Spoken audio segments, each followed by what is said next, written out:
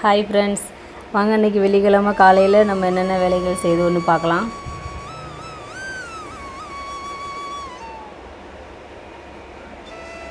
வாசலில் இன்றைக்கி சிம்பிளாக தான் கோலம் போட்டிருந்தேன். அதுக்கப்புறம் உருளி வைக்கிறதுக்காக போட்டிக்கோலில் தான் கோலம் போட்டுட்ருக்கேன். இங்கேயும் நல்லா சின்னதாக ஒரு கோலம் போட்டுட்டு அதுக்கப்புறம் உருளி எடுத்து வச்சுட்டு அப்புறம் நிலைவாசல் க்ளீன் பண்ணிவிட்டு கோலம் போட்டுட்டு அங்கே தீபம் ஏற்றலாம் அப்படின்னு சொல்லிட்டு ரெடி பண்ணிக்கிட்டு இருக்கிறேன்.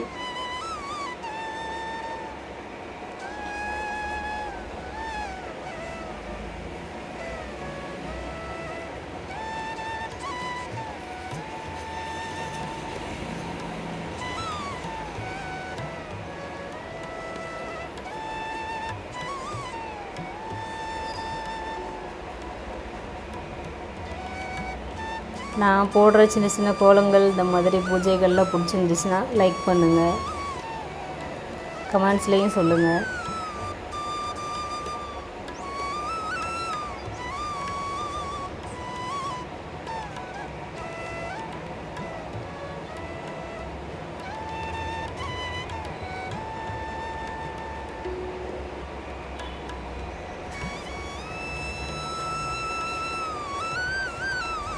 அடுத்து நிலைவாசலை துணி வச்சு தொடச்சிட்டு அதுக்கப்புறம் கோலம் எல்லாம் போட்டுக்கலாம்.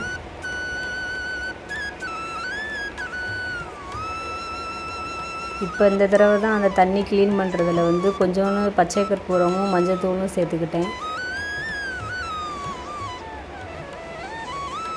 இல்லைன்னா முன்னாடிலாம் எப்போயுமே மஞ்சத்தூள் மட்டும் சேர்த்துப்பேன்.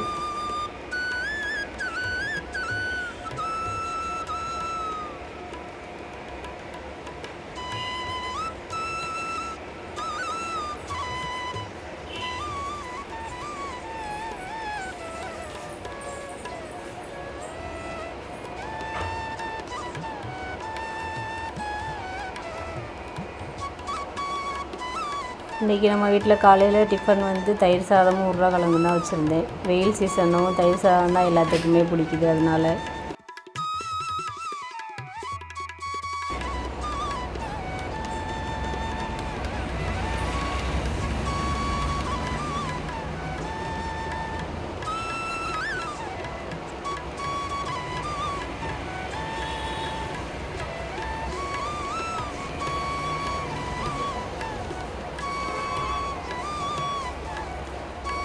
நம்ம நிலைவாசலுக்கு இந்த மாதிரி கோலம்லாம் போட்டதுக்கப்புறம் தான் பார்க்குறதுக்கு சூப்பராக அழகாக இருக்குது. மங்களகரமாக சூப்பராக இருந்துச்சு.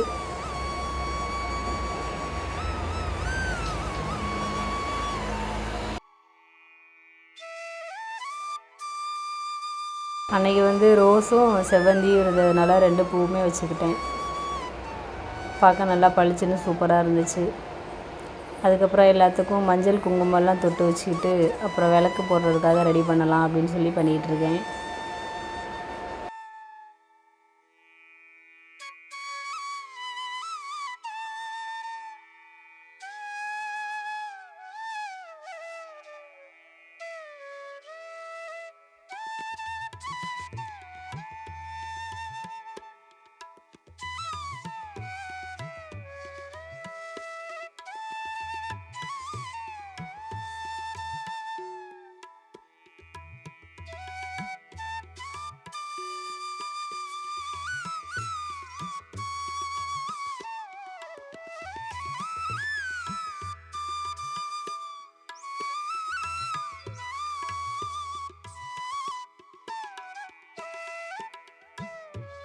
ரெண்டு சைடும் வைக்கிறதுக்காக செம்பருத்தி இலை வச்சு அது மேலே விளக்கு பொருத்திக்கிட்டேன். இந்த விளக்கு வெளியில் சாமி கும்பிட்டுட்டு அப்புறம் சாமி ரூமுக்கு நம்ம எடுத்துகிட்டு போயிடுவோம் எப்பயும் போல்.